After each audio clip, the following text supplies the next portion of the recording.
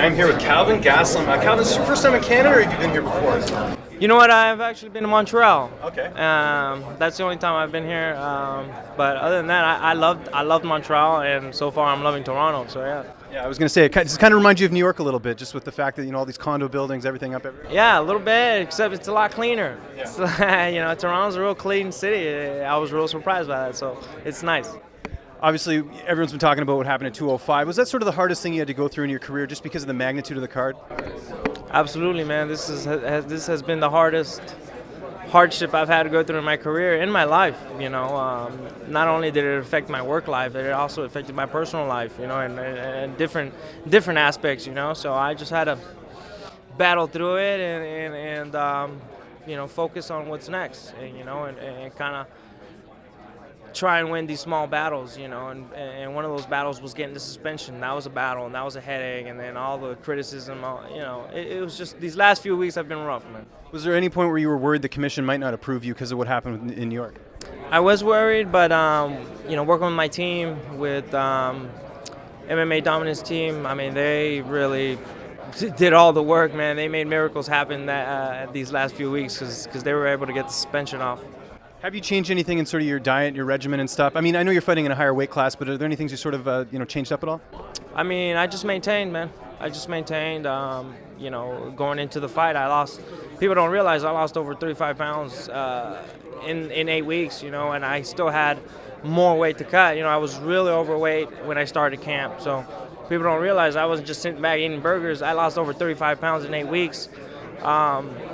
And I just didn't have enough time, and it's my fault. It's my fault for being overweight, too much overweight outside of camp. Absolutely. But how happy are you, though? You get a quick turnaround here. You're fighting Tim Kennedy in Toronto. You must have been happy when they presented this matchup to you.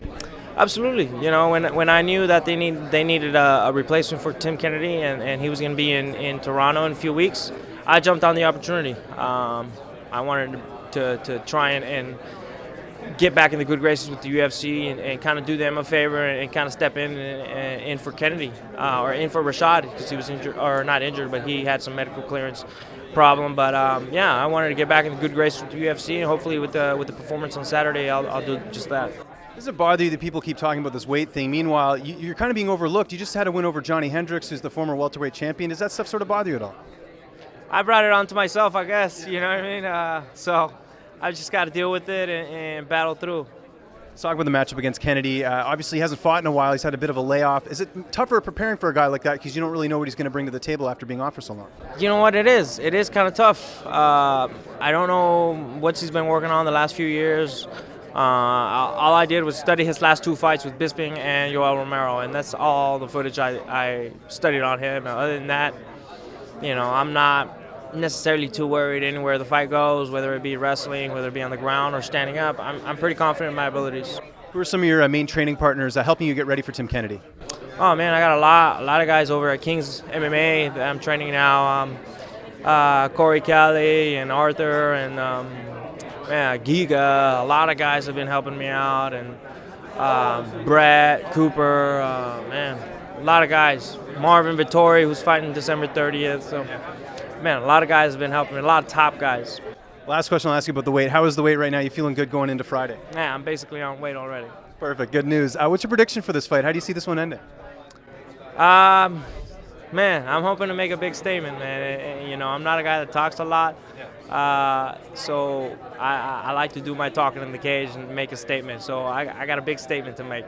Well, Kennedy does have a win over the current champ. Do you feel like that's going to propel you up the middleweight division with a win over him? For sure, he's ranked in the top 10, and it'll put me right there in the mix with the best middleweights. And I'm still undefeated at middleweight, so I feel I can compete still with the best middleweights. And is the plan to stay at middleweight? Has the UFC sort of said, okay, now you have to stay here, or is there a chance that you could compete at welterweight again? Right now, we're working on trying to get my next fight at 170. And are you looking into perhaps working with someone, to help you get down? I know in the past you worked with Dolce. Is there any, thoughts of working with someone else? Yeah, I'll be working with George Lockhart. He works with a lot of fighters, McGregor. He works with Holly Holm. He works with Cain Velasquez, Daniel Cormier. He works with who's who. Yeah. Exactly. So I'll be working with him. Last question for you here. Any plans to stay in Toronto after the fight? Maybe check out the city a little bit, or is it plans to head right back to California? Man, I kind of just want to go back home and kind of get all this behind me, and kind of enjoy my holidays with my family and take a little break. This has been, like I said, a headache, a big headache, and just a big episode I had to go through in my life, and I just want to put it behind me and get some rest. What does the holiday season look like for the Gassim family this year? Got anything planned? You know what? I don't think we have anything planned yet, but I'll be with the family. Every year is with the family. Thanks so much for the time. Appreciate it. Thank you.